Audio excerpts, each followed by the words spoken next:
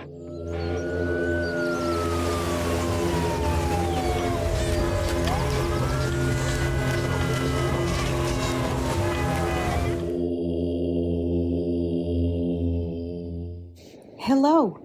my name is Louise, and I am a member of the Soshimsa Zen Center in Middlesex, New Jersey. Have you heard our podcast yet? It drops every Friday, and it addresses everyday life with a Buddhist perspective. The podcast is hosted by Myung-An Sunim, the abbot of our center, and Dr. Ruben Lambert, a licensed psychologist and Buddhist monk. Each week, they answer listener questions and tackle issues that pop up and affect our everyday life. I often listen to them more than once. Each time, I am left with a little nugget of knowledge that helps me navigate my own life. Myung-An Sunim also offers bonus tracks, 5-minute talks about almost anything that will definitely get you thinking. Nothing highbrow, just everyday talk. To listen, just go to our website, soshimsa.org, and hit the podcast button. You can also find us on Buzzsprout, YouTube, Apple, and Spotify. We hope you can join us and give us your support. You know, I had taken the temporary vow of silence, if you will, the Mugon Suhaeng I was just thinking about that. Since Sunday evening until today. And What's the term in Korean? Say that again. Mugon Suhaeng. Suhaeng is like a training, like a practice. Mugon. It actually is worth unpacking a little bit. Mm-hmm. But I say this to say that we have not had a conversation or discussion of what we're going to talk about today, since I wasn't talking. Right, it was a little challenging to... Yes. Welcome back to this World Through Zen Eyes podcast, Meander, as it's going to be. The Meander episode? The opposite of Mugon. The opposite of Mugon. Right. Talky now. Yeah. You have that funky story that you told me. I wasn't able to make it to the last retreat because my son was born at the time. But you guys did half a day, I think, of that, and then the teacher's response at the end of the movie, that was pretty funny, and that was pretty good, actually. This was good. Yeah. I had a phone call prior to the retreat. Mm-hmm. This was the Taste of Zen retreat, so it's a weekend retreat away from here, overnight thing, and I get a phone call prior to, and the woman says, you know, I'm a teacher, and so I talk all day. This silence thing is really going to be challenging. I don't know if I could do it. I said, well, the atmosphere hopefully will help you out. It'll set you up, you know. The first day we get there Friday night, there's a little orientation. And I say, well, starting tomorrow morning, early rising, early morning, bell chant, etc., etc. And so silence for half a day. And so we run all the programs in silence until they're sort of released from the clutches of silence. And we finished program. I said, well, look at the time. You are now free to talk. And out of the back of the group, the woman goes, woohoo, I made it.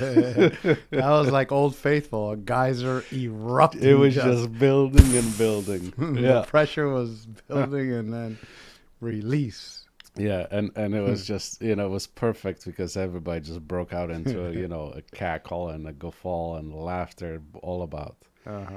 And, but, you know, there's this funny story of a monk who joins a monastery that is renowned for the vow of silence. And so he goes there and has the initial interview with the abbot, and the abbot tells him, you know, once a year, we will have an interview once a year, and you could say 2 words. So for the rest of the year, it's complete silence. And so year goes by, it's time for the monk's interview. He comes before the abbot, does the deep bow, sits down, an abbot nods to say, "What are your two words?" And the monk says, "Robes, rough." Right. Uh, the back story of this is nowadays a summer robe in particular is sambe. Sambe is like hemp, and it's this is the irony of how things flow and ebb and flow, because this is true also with tea sets and teacups. A teacup nowadays, more expensive teacups are the ones that look artisan, that look sort of, imperfect, a little crackly. There's a kind of beauty in that is being sought out. Prior to that, so this is true with monk's robe and things generally, right? So it was we started off with these rough things, like brown rice, right, and cups that are kind of, crooked, a little bit, sad in a sense. And then we pursued refinement. So, thin-walled kind of china, right, pristine, smooth, yes. Right? White rice, right. The robes more sort of silk, right? And silk has antibacterial properties and a number of things. So but anyway, nonetheless, kind of smooth and refined things all around. And then we are now returned to the artisan, the handmade, right? The artisan bakery where the loaf is just a little bit misshapen and like, grandma made it somewhere in the oven and we want to be able to tell that the human hand touched it, right?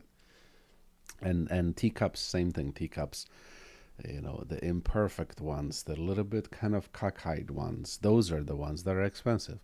Robes too.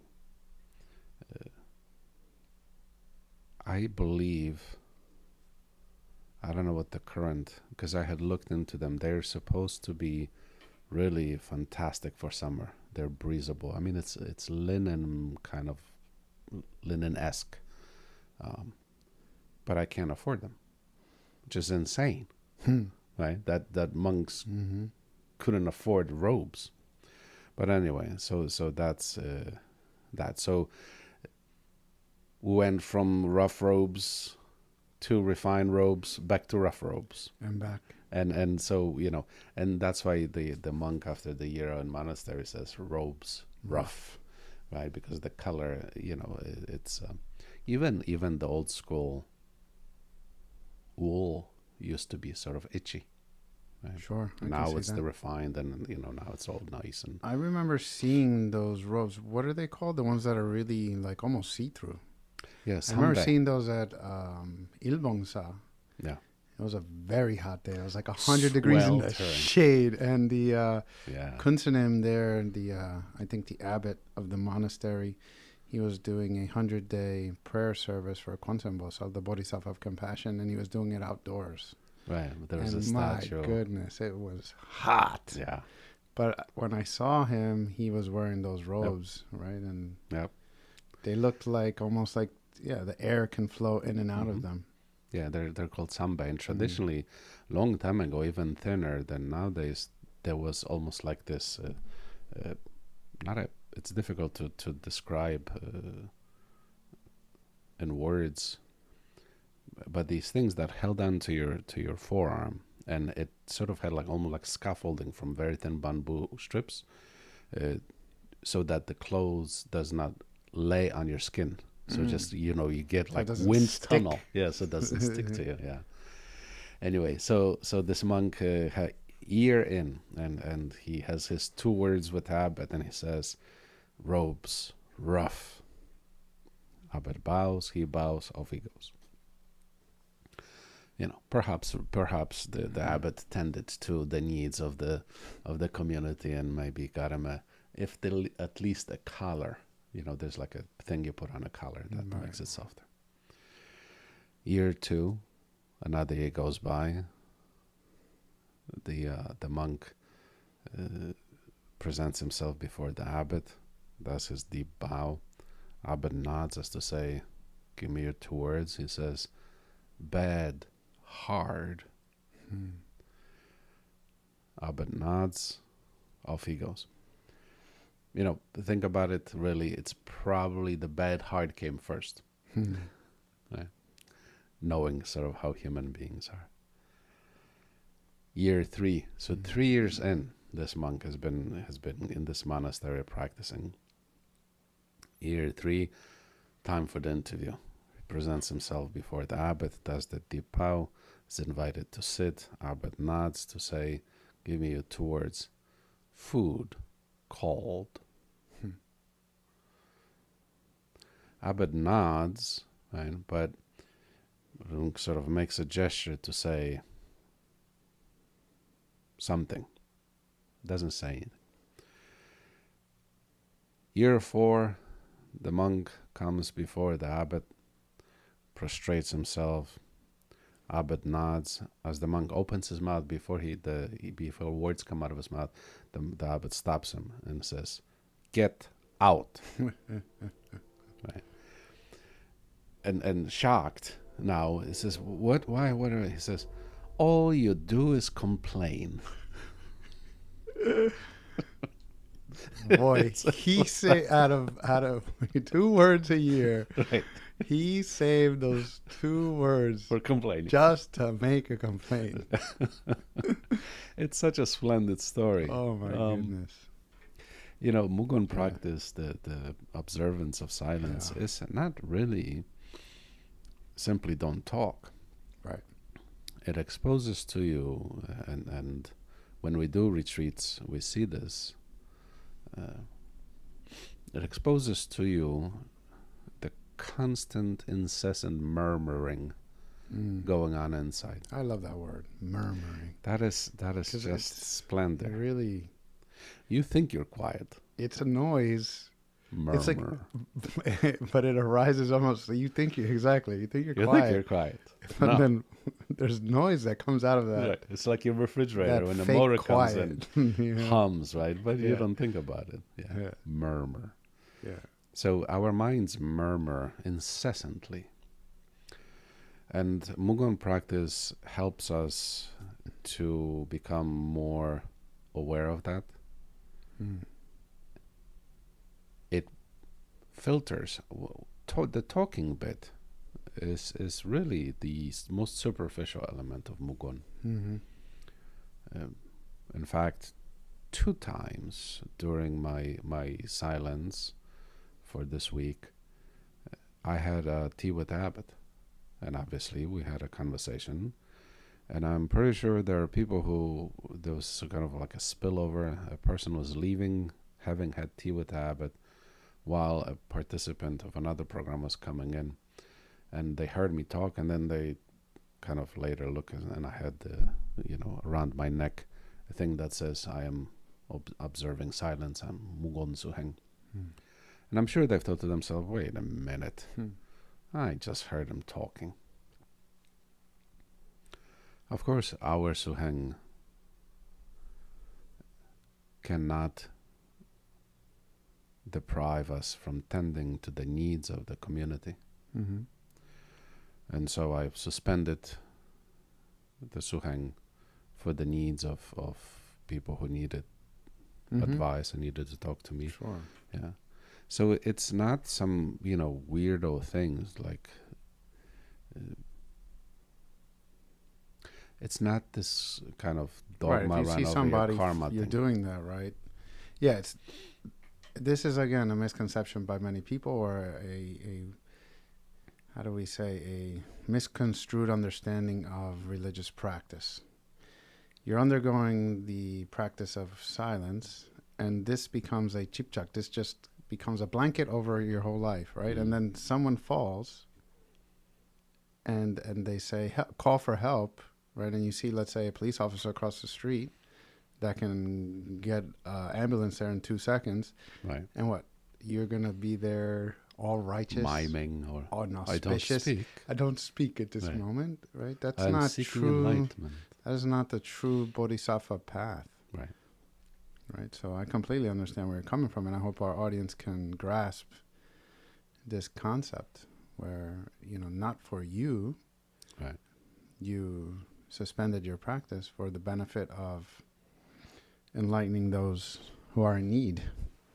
Yeah, there's a show, IT Crowd, or IT as in computer work. I think it's a British show.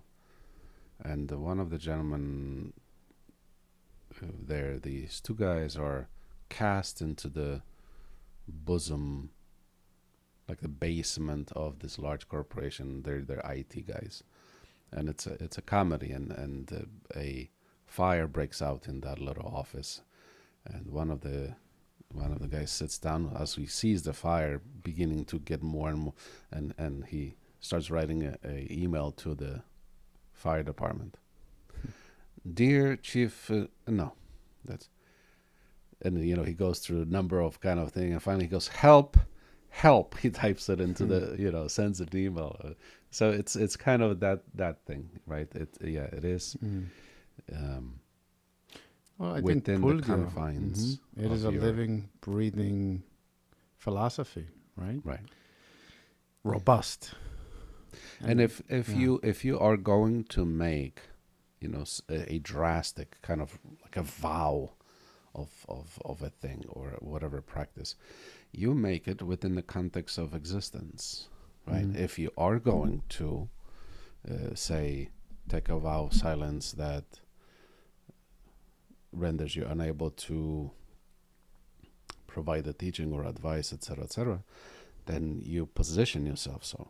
Namely, you can't be the abbot, for one. Can't be the abbot. Maybe you can't be at how do you call again the city temple in Korean? Maybe you can't be at a city temple. You go to the hermitage or etc., etc. And this is where we have like Mumun-Guan practices, for example. Mumun-Guan means no gate, the practice of no gate or no door. And when I was practicing at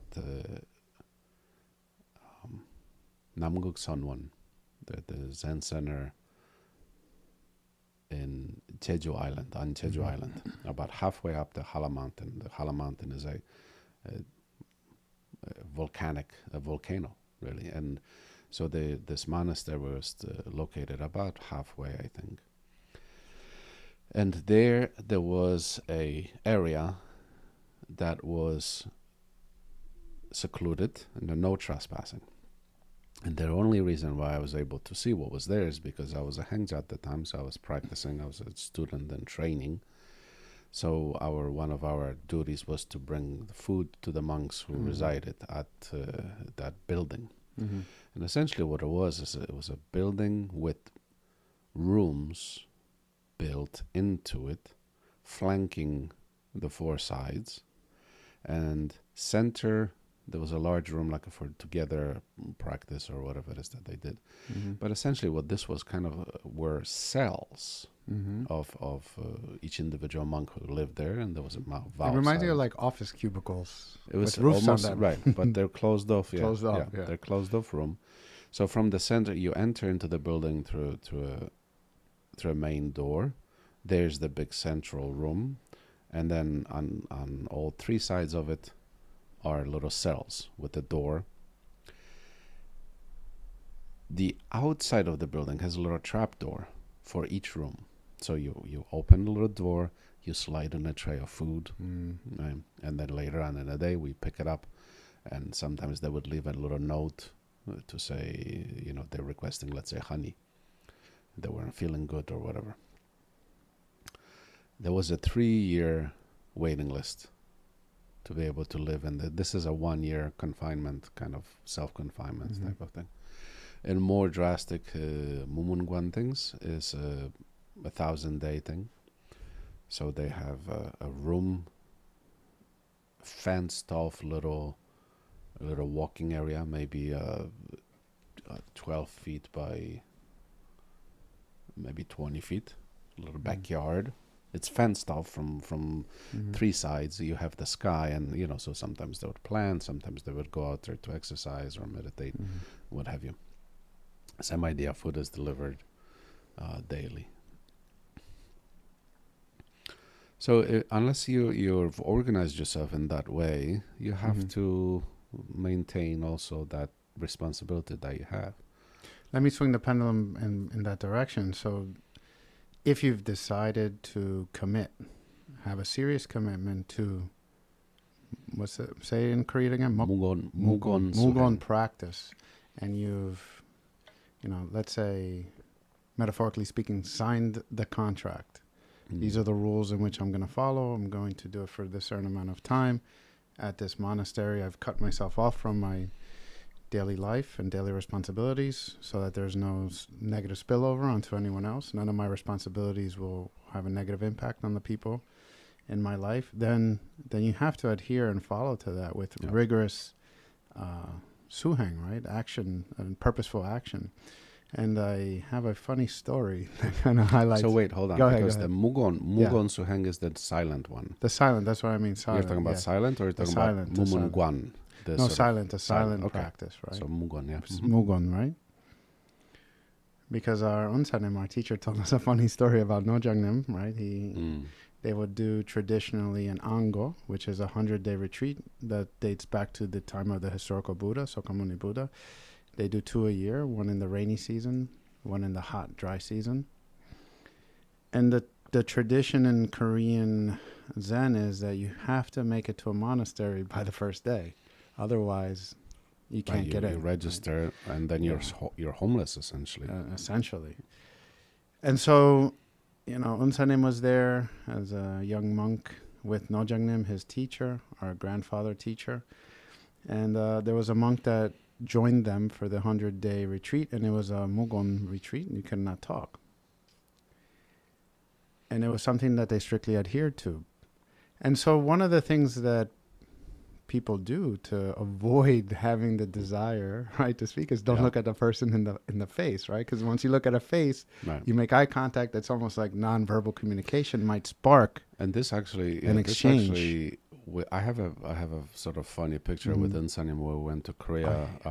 Mai-san, right. They had there are traditional hats, yes, right, that cover up just enough of your face that if your head is kept in a natural position, but the head comes down so much in the front that you, even if you wanted to, you can't see the person's face until you tilt your head up significantly, right? So this idea back in the day, monks, right, when they would even travel, right, the idea was not to look at the face of the person.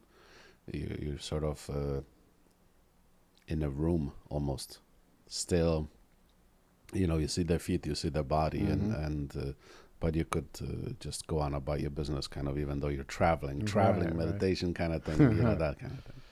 But so I guess, our grandfather teacher, our Nojangnim, he was a very eccentric, non-traditional, think outside of the box, constantly kind of Zen master. And I think his point is, like, if you're truly engaging in this kind of practice, you should be able to control your inner mind, whether you're looking or not looking, because as the story goes, it seems like there was a monk that wore a type of hat like that, trying to be slick, to wiggle his way around, where you're not going to get me to talk. Look at me. I'm not going to look at anyone in the face. Right. So the reliance on tools versus the reliance on the mind. Exactly. Yeah. And so Nojangnim will quickly expose your weakness and your shortcomings. And so what did he do in his genius thinking is he created what seems like clown shoes, no? Right. They made, at the time, they would weave their own sort of shoe, right, from grasses. But he made this huge, let's say size 14 kind of massive, like a... It reminds me almost of like the scuba diving flip, what are those, like fins, I think they're... The McDonald's clown. Or the McDonald's, like Ronald McDonald, huge... Right, the typical... shoe. Yeah, humongous shoes, yes. And so, as you can imagine, there was an encounter, and when that monk looked, he's like, Kunsanim, what are those? He got trapped, and then Nojangnim responded, get out. No. And it's, it's funny because you see, like, just flap, and, so... I can imagine the sound of like, sounding like duck feet almost, like... And probably, he probably, I mean, this is speculation, but I would suspect maybe he walked like Charlie Chaplin just to even make it more impactful. And this is old way of teaching is not to be reproduced as a sort of monkey see, monkey do, because it's not that he was needlessly sort of entrapment, right? No. But it's the ones who with a little dust in their eyes, who know the minds of others, right? He knew what the mind was. And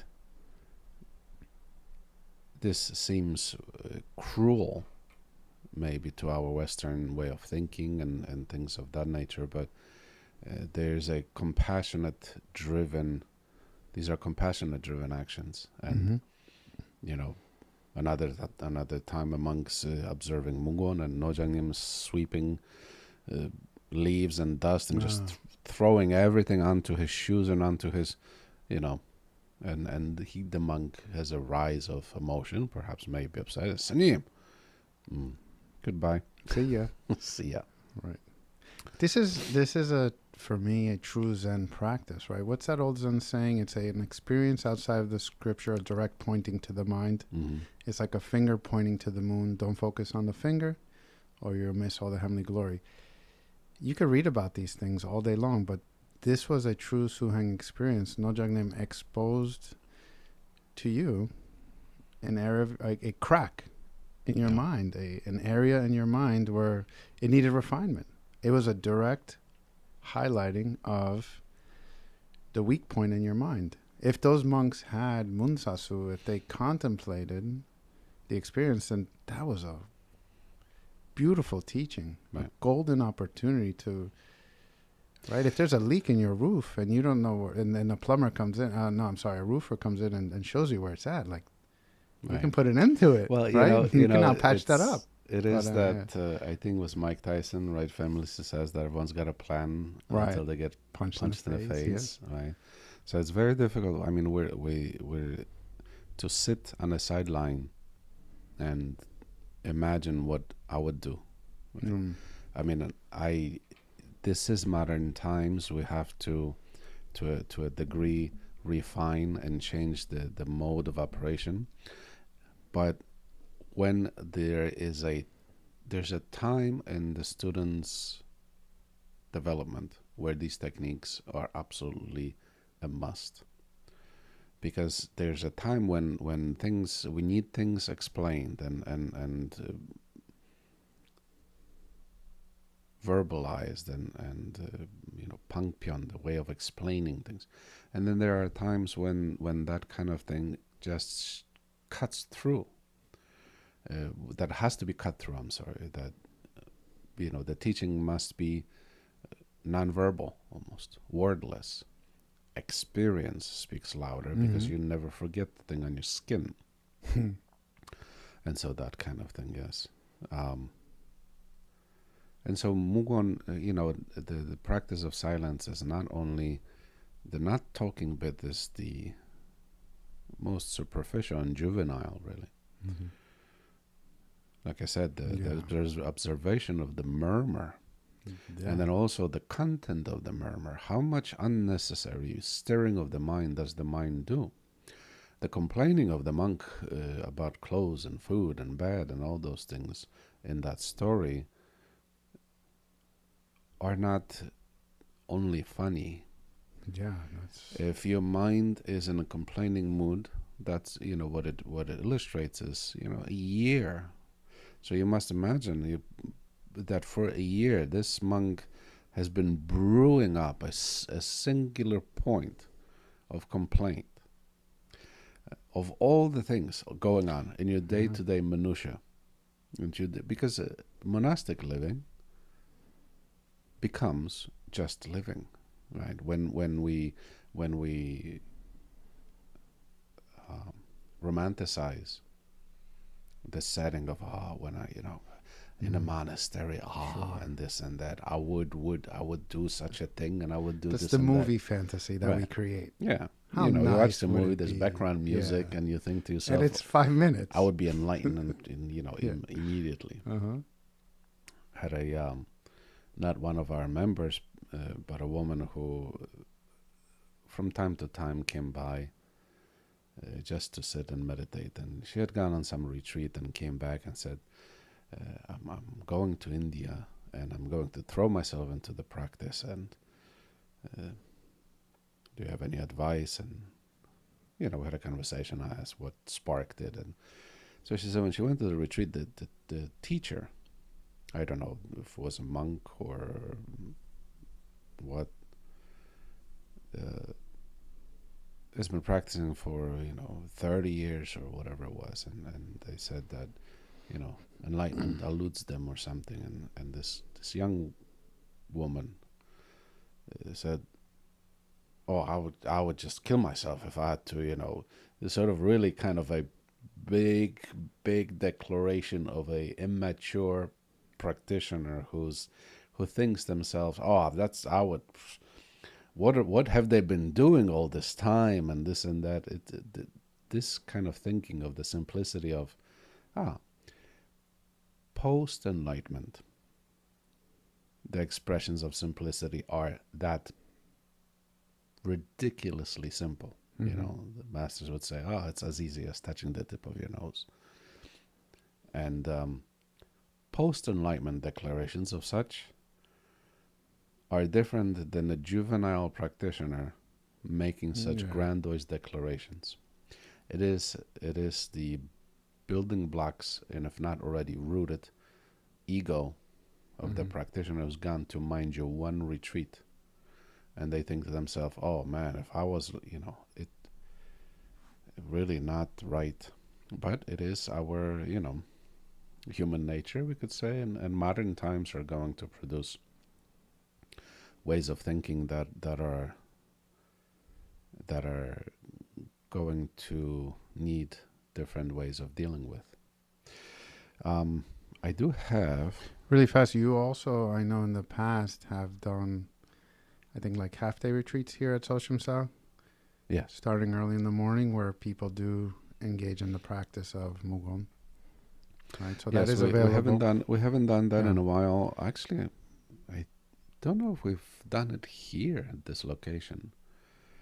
At the prior location, I know it was done several times. Yeah. We used to do it every few months, I think.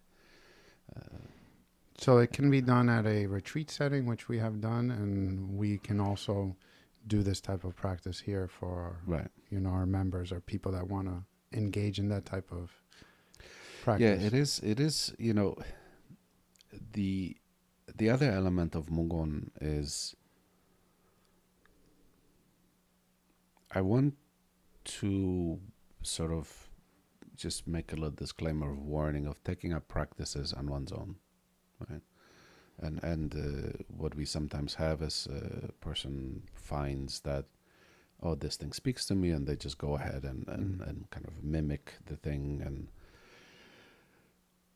let's say 9 times out of 10, everything is nice and dandy and whatever, but that one time,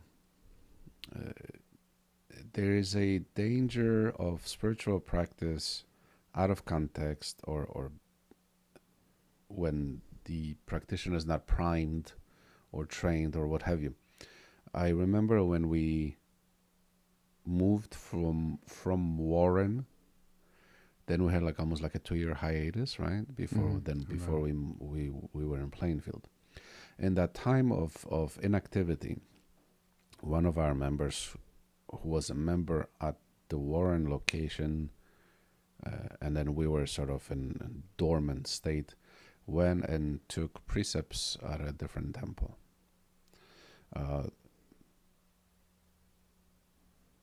When we reconnected, namely when he called me after we reopened, he was in the depths of depression on the account of precepts, on the account of taking the precepts, having no guidance, having no understanding, not knowing how to. And this is why we say things like, not we say things have been said like, this is said about precepts, but it could be said about any really practice, is like a blade of grass held awkwardly may cut you. Mm-hmm. So too, precepts held awkwardly can cut you. Absolutely. Right? And so the things, the spiritual practices that are meant for good, in a sense, when done awkwardly, meaning not on the right time. Mm-hmm. And time, sometimes this means times of the year, sometimes this means time of the practitioner's current state, the journey, time of the journey. Mm-hmm. Sometimes it's too late, sometimes it's too early, sometimes Mm-hmm. it's, so there's a caution to be taken. That's why you need guidance, right? We Yeah. cannot highlight or stress enough the importance of having a teacher. Right? As that old saying goes, the farmer knows when the soil is ready to receive the seed. Yeah, it is. If you have someone who's sort of a tour guide, right, or a journey guide, or when you go climbing Kilimanjaro, you usually have a guide who's been up the face of Kilimanjaro a number of times. They could say, be careful here. The ice and the snow tends to be, X, Y, and Z, that kind of thing. And here's what you need to bring. Right.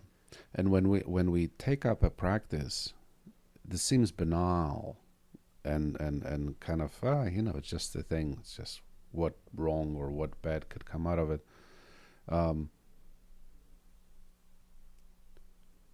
Consider going into an area where you've never been before.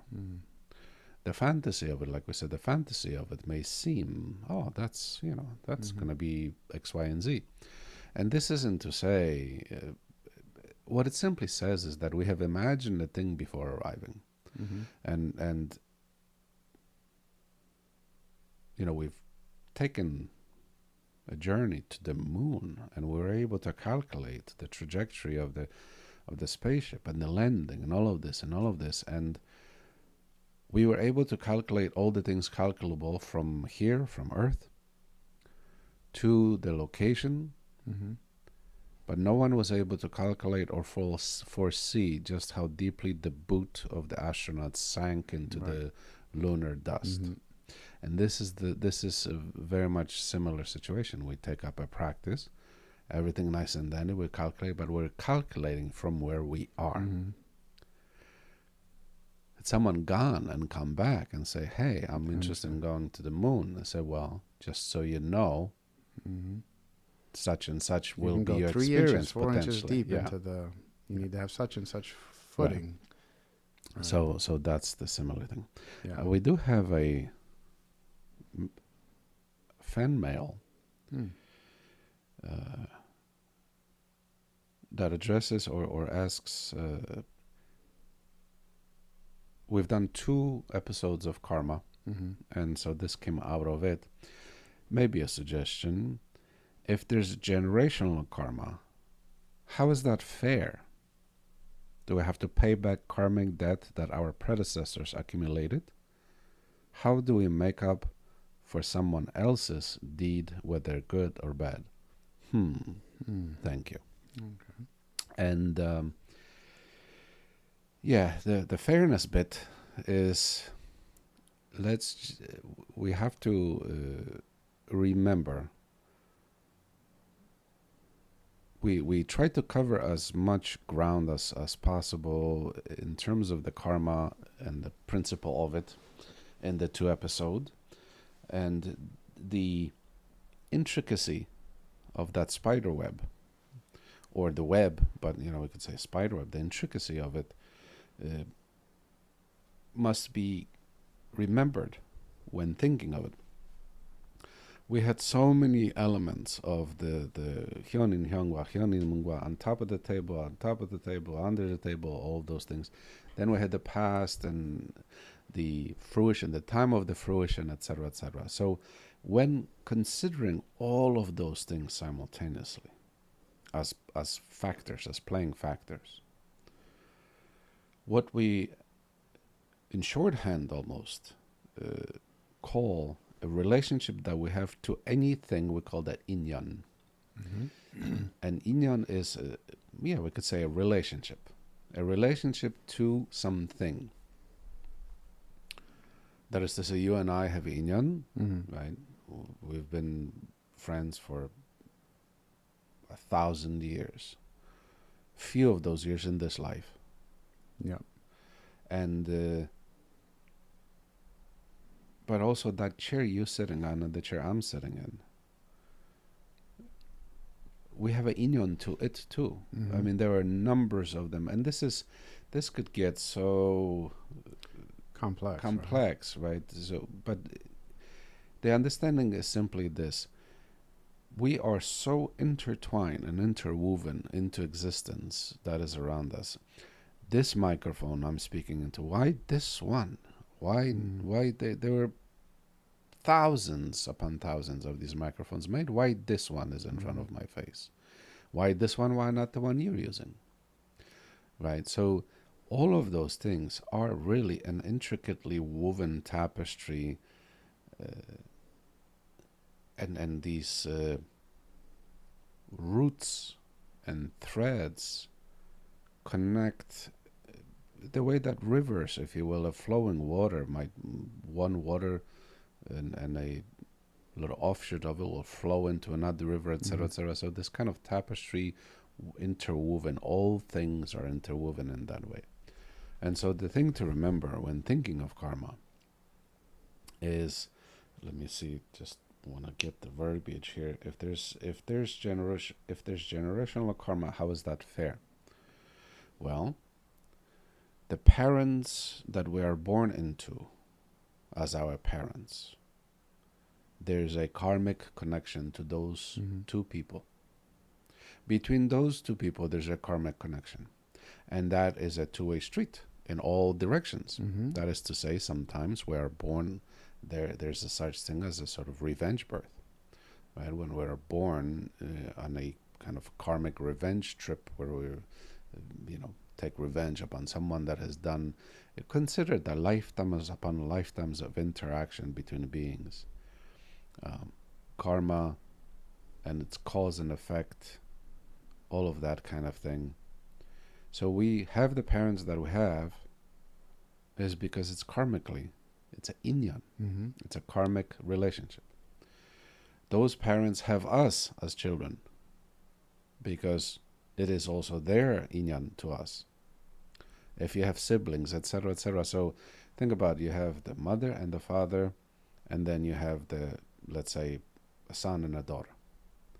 The son, connection of the son to the mother is one, connection to the son to the father is one, connection daughter to the son, daughter to the mother is one, connection of the daughter to the father is one, connection of the daughter to the brother is one, connection of the brother to the daughter is one, connection of the husband to the wife and the wife to the husband, and I mean, just there, that's pretty entangled net. Now, mind you, if you consider also the fact of the time of fruition of karma, right? So there's also that. That's a konop. They're born in this time period. The location, whether the family's well off or in hardship, etc. All of those things are strings of karmic connection interwoven.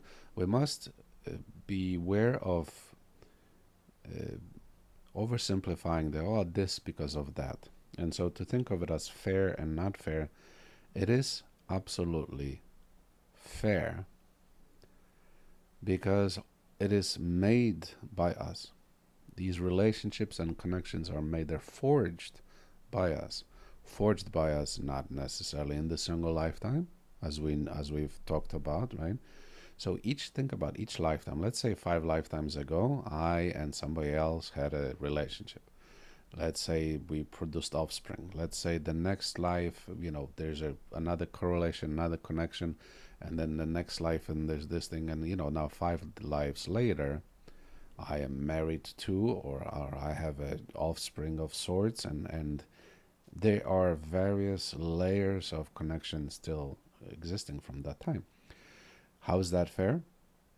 Cause and effect are just. It's the fair and unfair is a saying of our ego mind, of our We're fair and not imposing, fair. right? You're imposing your own idea onto the... Right. And fair and not fair simply means we cannot see the causality. If we did, the fair and unfair would be The dots would be connected. Right. kurokuna. It is so. Right. That's what it would be. It would be a declaration. It is so. I think that if I want to just highlight that. Do you think that the nature of the in then qua, the return, is impersonal? You made it, right? Meaning you plant pumpkin returns. It's not. That's what returns. The pumpkin is not returning because it hates you or dislikes you. It was the seed that you planted that came to fruition. Right? Because I think when you engage in too much of this, it's not fair. There's a lot of comparisons that are taking place, or you're trying to collapse the nature to match your idea. Again, like you're saying, then that's the ego. Right. Right. And I don't think you can learn. I think you're going to really limit your ability to understand and learn. If And you it has do that. and it has roots in that kind of Judeo-Christian, Right. father figure kind of bestowing, you're being punished or Personal you're being vengeance. rewarded for your action type of thing. Oh, it's gonna go. I didn't notice the time ran down, and so yes, that's the. Because if Don't think of it. Go ahead. Don't think of it as fair. Think of it exactly. as it is cause and effect, right? And if we saw the causality and the kind of, I believe the word of it is amelioration, the sort of reorganization, that kind of thing. It would make for an acceptance as opposed to for it's fair or unfair. Right. So it's you won't see the nature. You won't see the nature of the objects or the interplay or the yin, the connections between the objects. So let me just give an example. Let's see if I can make this a little practical for the audience and this person. Is like if you have a tennis ball in your hand and you're standing in front of a wall. The tennis ball has a nature. The nature is to bounce, and the wall has a nature to be solid, right? And then you decide to put that tennis ball in motion at a prior time, right? You enact that on the timeline. It's like, I'm going to throw this ball towards the wall, right? And then what comes later in the timeline is when that ball, whose nature is to bounce, when it touches a solid object, and then it bounces back. It did not bounce back because it goes, this person, did you just throw me against the wall? You know what I'm going to do? I'm not going to go at the angle towards the floor. I'm going to now shift the direction in which I was supposed to go, and I'm going to change my trajectory and go right back towards you and hit you in the nose. Right. And we can Because I hate you. calculate. We can mathematically calculate the trajectory. Exactly. And it would have to just follow that course. It doesn't change course because of a personal factor. Right. So it's not a vendetta. The tennis ball doesn't have a vendetta against you. It's simply responding to a way that it was put into action. And so then the reaction is appropriate. Do we have, so if there's generational karma, how is that fair? There you go. It's fairness is our perception and a perspective of things as they are unfolding in our lives, and simply fair means I like it or dislike it. Right. Ultimately. Right. Do we have to pay back karmic debt that our predecessors accumulated? Well, again, there's a negative connotation to this. If you have a genetic predisposition to certain disease, you've inherited that. You're also going to pass on to your offspring certain things. And so it is to pay back. Again, if we consider that two-way street of the tethering of karmic things, it's not... It's almost as if it's one cardiovascular system, like the veins that pump blood. So almost as if the karmic flow of life, when we think of another person in generation, like there's a person there and then there's the me here. What if we're sort of connected and intravenous kind of exchange was taking place, right? We are not separate. So to say I have to pay back the debt of some other person, well, we're paying for their doings as we speak. If you're born into an affluent family and you're afforded the ability to go to an Ivy League school because your parents, had generational wealth, that you will enjoying it. If you're born into poverty, then of course there's our individual karma, which makes it possible to change these situations. But nonetheless, there's that intricate connection there. How do we make up for someone else's deed, whether good or bad? We're not to make up for other person's deed. This is our doing. Again, this is flying away from ourselves towards other things. There's a lot of speculation, because then kind of the question, maybe the Zen kind of answer would be, well, what are you doing for you?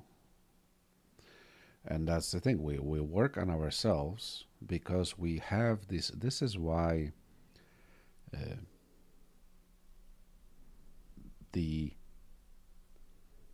outcome of my actions for myself does not exist in a vacuum. There are many, many other people who are participating in this, whether we like it or not. Nothing that we do is kind of isolated in a vacuum. And if you think to yourself even, well, if I punch myself in my face, no one else is affected. Well, if So you on cut one yourself, layer, you have little platelets that are right, like firemen sleeping, waiting, and you punched yourself, maybe cut yourself. Well, you just woke those guys up, man. They were relaxing. right. Now you put them to work. Now they're tortured, Yeah, and tortured. right. So there's Yeah, that, so right? And then also somebody has to deal with the repercussions, and we see this in frequently with self-destructive behaviors, right? Oh, I'm not hurting anybody else. If I'm drunk driving, through a desert, yes, I'm not hurting anybody. It is not a correct way to think. So we tend to ourselves, as we said in the bonus track, I am not for me. You know what? Perhaps this dual, and I don't even know if we've talked about this already. I am not for me.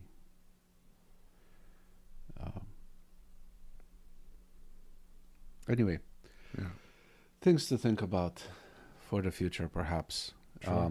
Our time is up. This was as impromptu, as uncoupled together, and as a meandering an episode as one could imagine, and this is what we get. Anyway, thank you. I am Myung-An Sunim, here with Dr. Ruben Lambert. Take care of yourselves and each other. From my heart to yours. If you like what you hear, pass it on to someone else so that they can enjoy and benefit from this podcast.